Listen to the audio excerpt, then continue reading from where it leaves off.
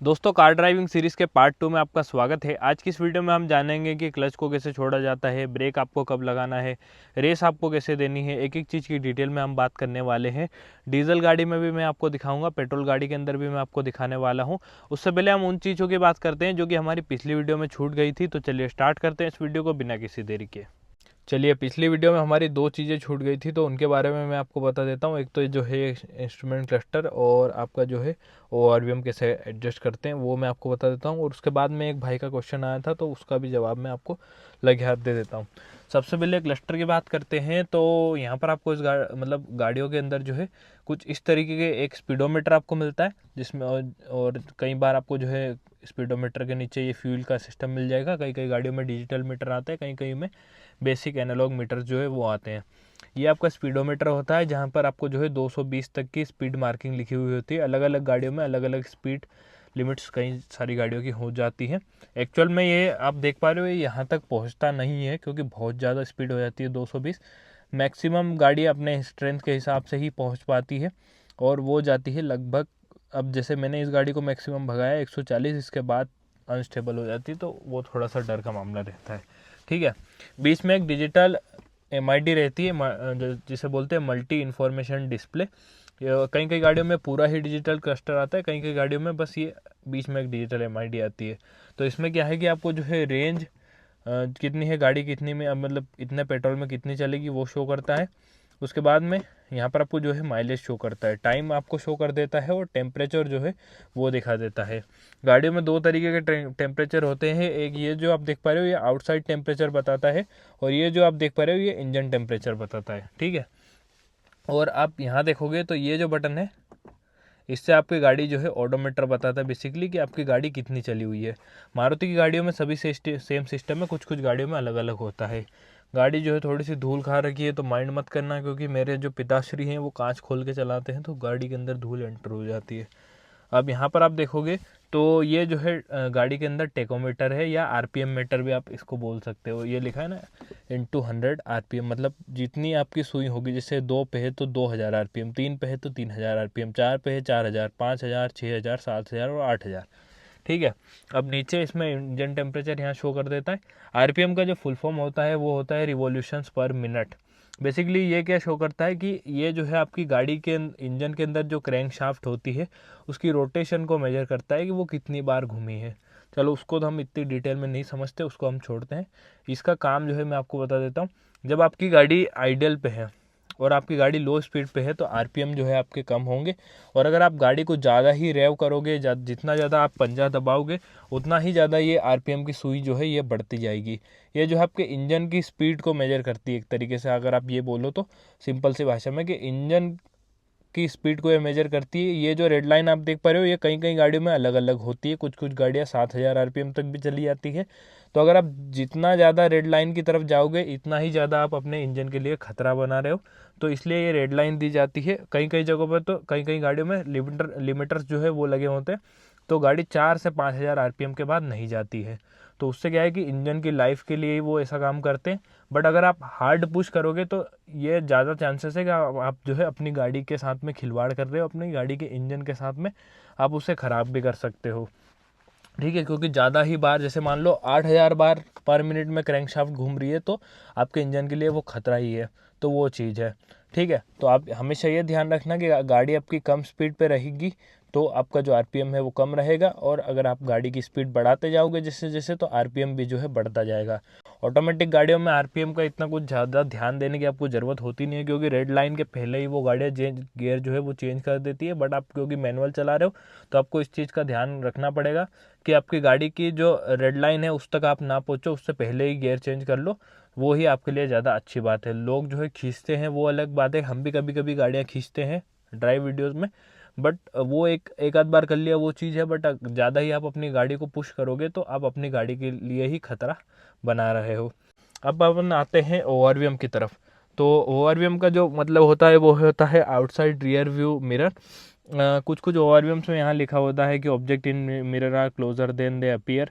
तो अब जो है वो नहीं आता है, पहले गाड़ियों के अंदर आया करता था, object in mirror are closer than they appear. मतलब वो जो है ना, जितना दिख रहा है ना इतना दूर, इतना वो होता नहीं, क्योंकि इसमें थोड़ा सा वाइड एंगल वाला सिस्टम होता है, वो थोड़ा सा पास आपके होता है, ये कहने का मतलब है। और अब आते हैं अपन ORVM की सेटिंग पे। तो देखो इलेक्ट्रॉनिक एडजस्टेबल ORVMs है इस गाड़ी के अंदर, तो मैं आपको सेट करके दिखाता हूँ कि ORVM आपको कैसे जो है अपनी गाड़ी के अंदर सेट करने हैं। ये जो है मारुति की गाड़ियों में किसे नहीं पता है तो मैं आपको वो दिखा देता हूँ। ये लेफ़्ट राइट और ये होता है, इसे जो आप इधर उधर कर सकते हो। ORVM को आपको इस तरीके से सेट करना है कि आपकी गाड़ी भी हल्की सी दिखती रहे और जो पीछे का व्यू है वो भी आपको मिलता रहे, ठीक है। ये देखो आप, ये मेरे हिसाब से बेस्ट है। हर बंदे के बैठने के हिसाब से अलग अलग होता है। आपकी गाड़ी भी दिखे आपको, गाड़ी, ताकि गाड़ी के पीछे अगर कोई आ रहा हो तो वो भी दिख जाए, और इस साइड तक का भी आपको जो है पूरा क्लियर व्यू मिल जाए। 3 तरीके होते हैं पीछे वालों को देखने के लिए, 2 आपके ORVM होते हैं और 1 IRVM होता है। राइट साइड का दोनों साइड आप ORVM से देख सकते हो, और जो पीछे का होता है, जो बीच का हिस्सा होता है, वो आप IRVM के अंदर देख सकते हो। और कुछ इस तरीके से आप अपनी गाड़ी का ORVM सेट कर सकते हो। सिंपल सी भाषा में ये है कि आपकी गाड़ी का जो हिस्सा है वो थोड़ा बहुत वो भी दिखना चाहिए, और पीछे का जो हिस्सा है वो भी दिखना चाहिए। ऐसा नहीं है कि ORVM पूरा ही उस साइड चला जाए। अगर पूरा ही उस साइड चला जाएगा तो आपको जो है केवल उसी साइड से जो आ रहा है वो दिखेगा, आपको अपनी गाड़ी के जो पीछे आ रहा है बंदा वो नहीं दिखेगा, ठीक है। तो इस तरीके से आप अपनी गाड़ी का जो ORVM है वो सेट कर सकते हो। आपको एकदम क्लियर व्यू जो है वो मिलना चाहिए। जैसे अभी उस साइड का है वो सेट कर रखा है मैंने, तो मुझे जो पीछे से आ रहा है बंदा वो भी दिखेगा।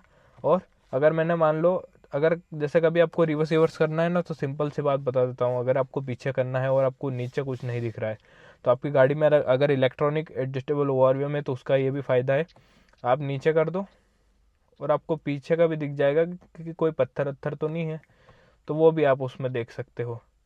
और ऐसे आप जो है इसे ऊपर कर लो और आपको क्लियर व्यू जो है बस इतना रखो, या इससे थोड़ा सा इतना रख लो, ठीक है। तो ताकि आपको पीछे का व्यू जो है वो भी प्रॉपर मिले और आपकी गाड़ी का जो व्यू है वो भी मिलता रहे आपको, कि आइट साइड से कोई अपनी गाड़ी के ज़्यादा पास तो नहीं है। कुछ कुछ टाइम पे गाड़ियों में ब्लाइंड स्पॉट भी बनते हैं, जैसे कि ये जो आप देख पा रहे हो, यहाँ इतने इतने एरिया में ब्लाइंड स्पॉट बनेगा, आपको कोई आ रहा होगा तो नहीं दिखेगा। एक जो वो पीछे का एरिया होता है वो इतना इतना, यहाँ भी ब्लाइंड स्पॉट बनता है, और अगर कोई आगे ऐसा बैठा हुआ हो तो उसमें भी जो है कई बार ब्लाइंड स्पॉट जो है बन जाते हैं। तो ऐसे सारी चीज़ों का आपको ध्यान रखना है, बार बार ORVM की तरफ भी आपको ध्यान रखना है, अपना देखते रहना है, और IRVM की तरफ भी देखते रहना है। अब तीसरी बात यह है कि एक भाई का कमेंट आया था कि भाई मुझे जो है, मतलब मैं जब भी क्लच को प्रेस करता हूँ तो क्लच जो है जब मैं छोड़ता हूँ तो क्लच जो है मेरे फुट के मिडिल में आ जाता है, जैसे कि अभी यहाँ आ रहा है, देखो ये यहाँ बीच में आ गया। तो उसके लिए मैं जूता निकाल लेता हूँ। भाई ने बोला था कि बेयर फुट बताना, नंगे पैर। देखो ये मैंने क्लच दबाया, क्लच जब आप दबाओगे तो पूरा ही जाता है। अगर आप यहीं पैर रख दोगे तो ऑब्वियस सी बात है ये जो है बीच में आ जाएगा। तो आपको क्या करना है कि जब भी आप क्लच दबाओ तो क्लच छोड़ो तो आपका पैर भी जो है पीछे आता है और यहाँ आ जाता है। अगर आप क्लच के साथ में जाओगे और वहीं पैर रख दोगे तो ये तो बीच में आएगा ही सही। ये देखो, अगर आप क्लच के साथ में जाओगे और वापस से क्लच के साथ में ही पैर वापस लाओगे तब यहाँ पर जाके जो है पैर टिकता है। एक पॉइंट होता है पैर रखने का बेसिकली, तो आप वहाँ पैर रख सकते हो। ऐसा नहीं है कि आपको क्लच के साथ में जाना है और वहीं पैर टिका देना है, तो फिर तो वो जो है ऑब्वियस सी बात है बीच में आएगा और आपसे वो क्लच जो है उस टाइम पे सही साथ दबेगा नहीं। तो वो एक चीज़ है। देखो एक बार मैं प्रैक्टिकल करके दिखा रहा हूँ। यहाँ देखो क्लच दबाया मैंने, अब क्लच के साथ में मेरा पैर भी वापस आया और अब जो है यहाँ इस टाइम पे रुक गया। वैसे जूते के साथ में होता है तो वो एक चीज़ है। आपको कभी भी गाड़ी जो है नंगे पैर नहीं चलाना है। सिंपल सी बात मैं आपको बता देता हूँ, नंगे पैर आप तभी चलाओ जब आपने कोई ऐसा जूता पहन रखा हो जो कि क्लच से ऊपर जब आप जाते हो तो वहाँ फंसने के चांसेस हो, या थोड़ा सा वो जूता आपके पैर को इरिटेट कर रहा हो, या ऐसा है कि आपने बहुत ही टाइम से आप कम से कम 700-800 किलोमीटर गाड़ी चला चुके हो और आपका पैर थक गया है, तब आप जो है नंगे पैर चला सकते हो। अदरवाइज़ नंगे पैर जो है मत चलाया करो, ज़्यादा सही है। बट एक चीज़ ये भी है कि नंगे पैर थोड़ा सा कई लोगों को कंफर्टेबल भी लग जाता है। अगर लंबी जर्नी करो तो वो ठीक है, आप अपने हिसाब से देख लेना। अब मैं तो उस चीज़ के बारे में क्या ही आपको बताऊं। ठीक है, अब चलते हैं अपन उस टॉपिक पे, मेन टॉपिक पे, जो कि आज का वीडियो का है कि क्लच कैसे छोड़ा जाता है, ब्रेक आपको कब दबाना है और रेस आपको जो है कब देनी है। चलिए चलते हैं उस टॉपिक पे। चलिए दोस्तों, अब बात करते हैं क्लच आपको कैसे रिलीज़ करना है। गाड़ी का जो सीट बेल्ट है वो मैंने लगा लिया है, गाड़ी भी मैंने स्टार्ट कर ली है। गाड़ी का जो है हम पहला गियर, बोलो सर, गाड़ी का जो है पहला गियर हम लगा लेते हैं। और नीचे की तरफ अगर आप देखोगे तो यहाँ पर मैंने जो है क्लच पे पूरा पैर अपना रख रखा है। मैंने मोजे नहीं पहने तो प्लीज़ माइंड मत करना उसको। उसके बाद में अगर आप यहाँ देखोगे तो मैंने जो है ब्रेक पे भी पैर रख रखा है। ब्रेक पे पैर ऐसे रखना ज़रूरी नहीं है, बट आप रख सकते हो इनकेस अगर आपकी गाड़ी ढलान में हो तो, ठीक है। अब जैसे ही मैं क्लच छोड़ूंगा, देखो क्लच छोड़ते से ही गाड़ी जो है आगे क्रॉल करने चालू कर देती है धीरे धीरे से। पूरा आप जो है क्लच पे से ऐसे पैर हटा सकते हो। जैसे ये क्लच ऊपर आता है, पैर भी आपको थोड़ा सा पीछे करना है और हल्का सा आप जो है एक्सीलरेटर पेडल को टैप कर दो, ठीक है। अब वापस से क्लच दबाओ और ये जो है गियर चेंज कर लो, फिर हल्का सा आप एक्सीलरेट करो, गाड़ी चल जाती है, ठीक है। फिर जैसे मान लो अब 2000 RPM पे हो गई, अब गाड़ी मांग रही है गियर, गाड़ी के अंदर भी इंडिकेट करता है तीसरा गियर। फिर क्लच दबाओ, तीसरा गियर लगाया, ये पैर वापस पीछे आया मेरा। कैसे कभी भी ऐसे पैर वहाँ का वहाँ नहीं रखना है आपको। गाड़ी का जो क्लच है वो दबाने के बाद पैर जो है थोड़ा सा पीछे आता है और थोड़ा सा आपका जो ये फुट का किनारा है उस पर रखना है आपको, ठीक है। फिर आप एक्सेलरेट करो, हल्का सा टैप करना है एक्सीलरेटर पेडल, ऐसा नहीं कि बहुत ज़्यादा ही इसको टैप कर दिया। हल्का सा एक्सीलरेटर पेडल जो है वो टैप करना है आपको, उसमें भी आपको जो है पूरा ही इससे ज़्यादा उसको टैप नहीं करना है, ठीक है। और फिर ऐसा ही सामने आप अपनी आंखें रखें और ये जो आप चौथा गियर लगा लेते। देखो मैंने गियर की तरफ नहीं देखा है, बार बार आपको इसे गियर में घुस के नहीं देखना है। गियर की प्रैक्टिस आपको पहले कर लेनी है खड़ी गाड़ी में, फिर आपको जो है ऐसे गियरों में अपनी एक तरीके से याददाश्त बना लेनी है कि कौन सा गियर कहाँ पर लगता है, ठीक है। अभी चौथे गियर में चल रही है, इजीली हल्के हल्के से एक्सीलरेट करके धीरे धीरे चलाओ, ज़्यादा खींचो मत इनिशियली जब आप सीख रहे हो, तो वो एक चीज़ है। अब मैं यहाँ से रोक देता हूँ वापस। पहले आप ब्रेक लगाना के भी दो तरीके हैं, या तो आप पहले क्लच दबा के फिर ब्रेक लगा सकते हो। गाड़ी में साइड कर लेता हूँ, रुको।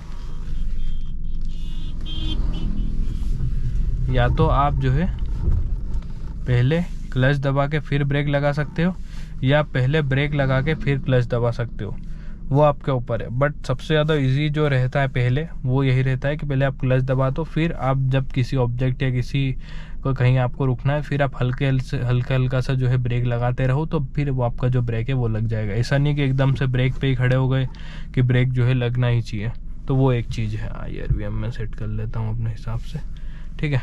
तो वो एक चीज़ है। एक और बार मैं आपको एक्सप्लेन कर देता हूँ यही प्रोसेस। देखो गाड़ी वापस से मैंने पहले गियर में लगा ली है, और अगर व्यू कैसा आ रहा है गोप्रो का एक बार वो भी बता देना। गाड़ी वापस से मैंने पहले गियर में लगा ली है और मैं यहाँ से पैर हटाता हूँ। आपको ऐसा नहीं है कि क्लच छोड़ते से ही पैर को ऐसे एक्सीलरेट करना है, ऐसे कुछ नहीं है। अगर आप थोड़ा ज्ञानी हो तो आप कर सकते हो, बट अगर आपको कुछ भी याद नहीं है तो आपको जो है इस पे से भी अपना पैर हटा के रखना है। हल्का सा पैर आपको इस तरीके से रखना है अपना। अब जैसे ही आप ये क्लच छोड़ोगे, धीरे धीरे से गाड़ी आगे बढ़ना चालू हो जाती है। कई बार क्या होता है, थोड़ा सा ऐसे मोमेंटम नहीं रहता है तो गाड़ी जो है बंद भी हो जाती है, तो उस मामले में भी ज़्यादा पैनिक मत होए। ईजिली गाड़ी आपकी जो है धीरे धीरे क्रॉल करने लग जाती है। हल्का सा जो है आप रेस दे दें ताकि आपकी गाड़ी दूसरा गियर चेंज करने पर बंद ना हो। फिर ऐसे जो है आप अपनी गाड़ी का दूसरा गियर भी ईजिली शिफ्ट कर लें। धीरे धीरे ही सही करना है, ऐसे किसी भी प्रोसेस में आपको एकदम मतलब हड़बड़ी जो है वो नहीं मचानी है। धीरे धीरे से ही गियर चेंज करने हैं। आप जो है ऐसे वापस से इसे एक्सीलरेट करो थोड़ा सा, और ये जो है तीसरा गियर शिफ्ट कर दो। हल्का हल्का सा ऐसे एक्सीलरेटर पेडल पे भी पैर जो है अपना रखे रहना है। एकदम से ही ऐसा रोकना नहीं है और ना ही एकदम से आपको जो है ऐसा पुश करना है। धीरे धीरे से जो है आपको चलाते रहना है, तो वो एक चीज़ है, ठीक है। और यहाँ आप देख लो, धीरे धीरे से मैंने एकदम हल्का सा पैर रख रखा है, एकदम कोई ज़्यादा जो है मेरा पैर नहीं है, ठीक है। अब आते हैं अपन ब्रेकिंग पे। तो देखो अगर आपको ब्रेक लगाना है, जैसे मैंने उस टाइम पे एक्सप्लेन किया, अब आप मुझे यहाँ रोकना है आगे की तरफ, है ना। तो मैं क्या करूँगा, ये क्लच दबाया मैंने और यहाँ जो है मैंने ब्रेक लगा दिया, तो गाड़ी मेरी एट अ टाइम उसी जगह पर रुक गई। गाड़ी आ रही है पीछे, रुको।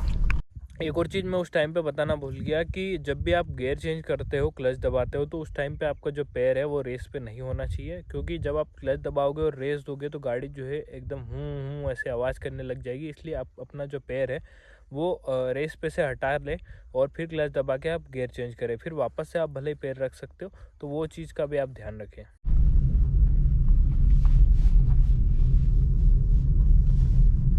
देखो एक बार मैं आपको जल्दी जल्दी करके दिखाता हूँ। अब आपने धीरे धीरे देख लिया। अब मैं वापस से यहाँ पर जो है गाड़ी रोकता हूँ, ठीक है। अब यहाँ पर पहला गियर जो है मैंने लगा लिया। अब आप देखना कि मैं क्लच छोड़ूंगा, हल्की सी रेस दूंगा क्योंकि मुझे अभी जल्दी करना है।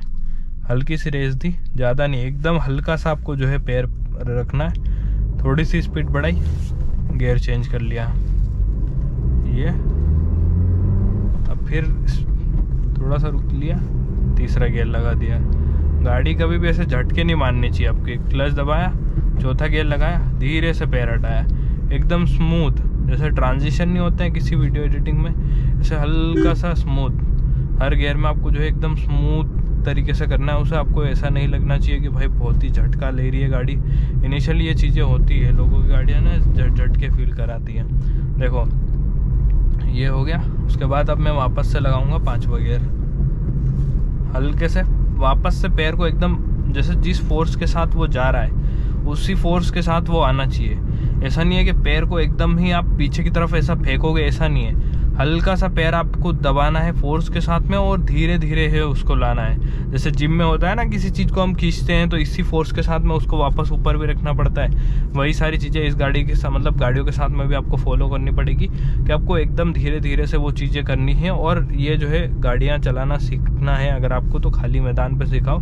ज़्यादा मतलब ऐसे चीज़ों में मत सीखो कि बहुत ही ज़्यादा रश है उन रास्तों पे या इसमें। एकदम खाली खाली जगह पर सीखो और धीरे धीरे चलाओ, तो वो एक चीज़ है, ठीक है। अब बात करते हैं अपन डीजल गाड़ी की। चलिए डीजल पे शिफ्ट करते हैं।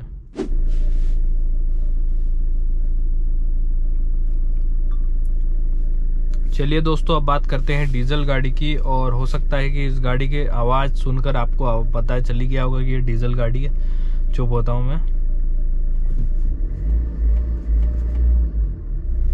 एक बार मैं बंद करके चलो पड़ता हूँ।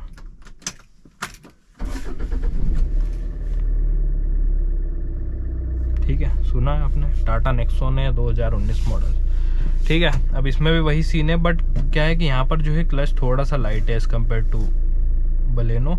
देखो बट इसका जो थ्रो है ये क्या करता है, ये थोड़ा सा जाता है और आते टाइम पे ये इतना तो ठीक है, इसके बाद एकदम से फास्ट आता है।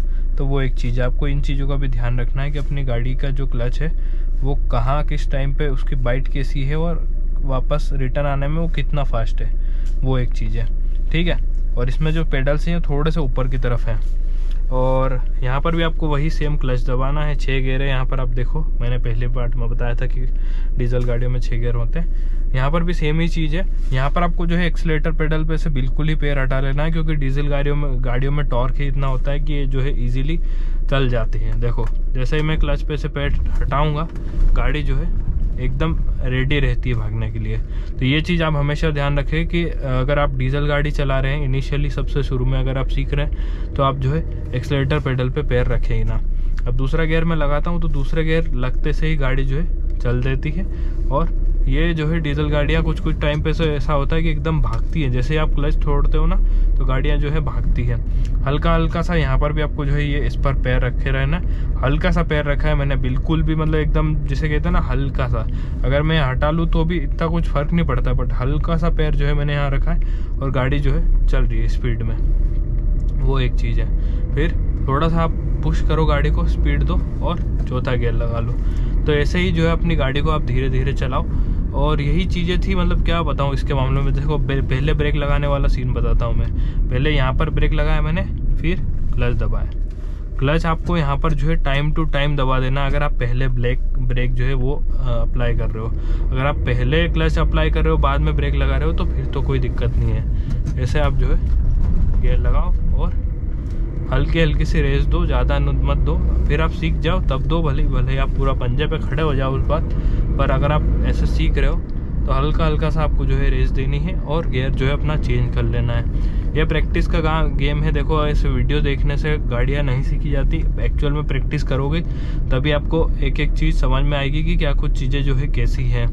अगली वीडियो में हम उस टॉपिक के बारे में बात करेंगे कि आपको जो है स्टीयरिंग कहाँ, कब, कितना, किस एंगल में मोड़ना है, तब आपको समझ में आएगा कि स्टीयरिंग कैसे काम करता है और आपको जो है जजमेंट कैसे रखनी है कि भाई मैं कहाँ से गाड़ी जो है निकालूं।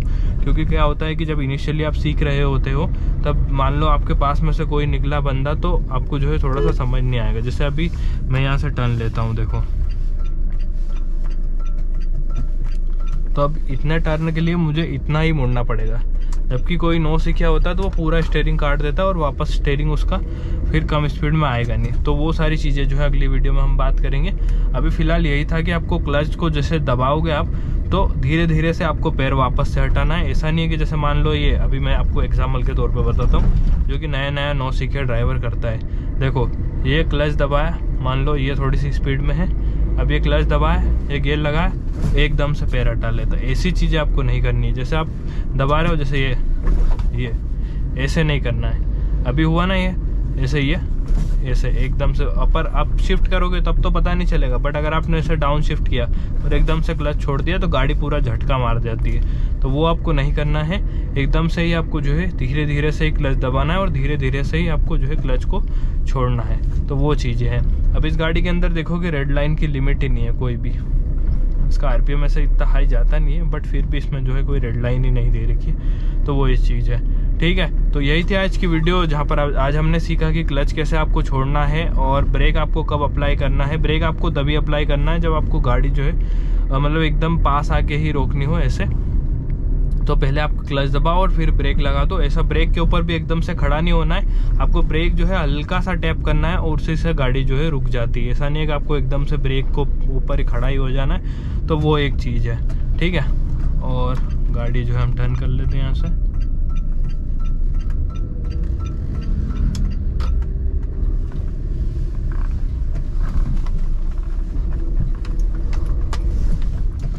एकदम से आपको जो है पूरा ब्रेक के ऊपर खड़ा नहीं होना है, हल्का सा टैप आपको करना है और इससे जो है आपकी गाड़ी का ब्रेक लग जाएगा। और हल्के हल्के से एक्सेलरेट करना है जब आप इनिशियली सीख रहे हो, और खाली मैदान में सीखें।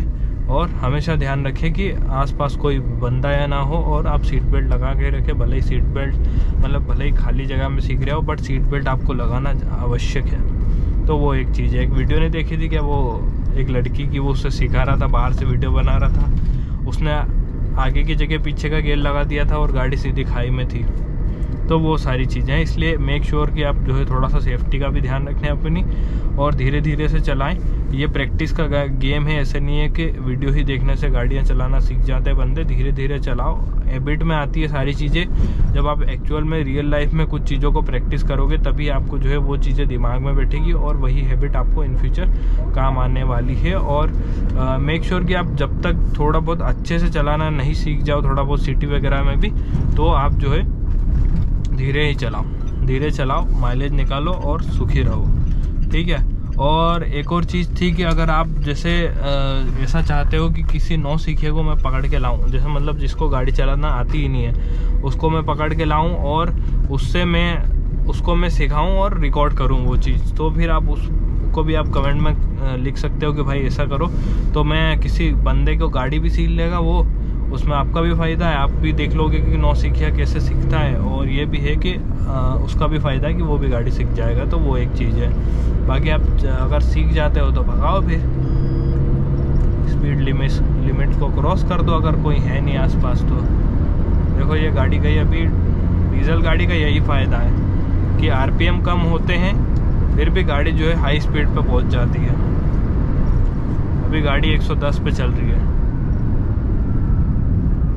और टाटा नेक्सॉन की स्टेबिलिटी मैं आपको दिखा देता हूँ। 90 की स्पीड पे भी गाड़ी जो है कर्व वगैरह पे बहुत स्टेबल रहती है। इस गाड़ी का सबसे अच्छी बात यही लगती है मुझे।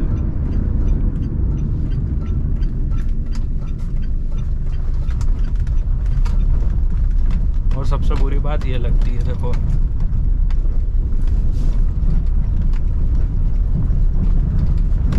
सुन रहे हो आवाज? That's why Tata is not for this is need not for long term. ये जो है 1-2 साल के लिए अच्छी है। वीडियो देखने के लिए आपका बहुत बहुत धन्यवाद। Thank you so much.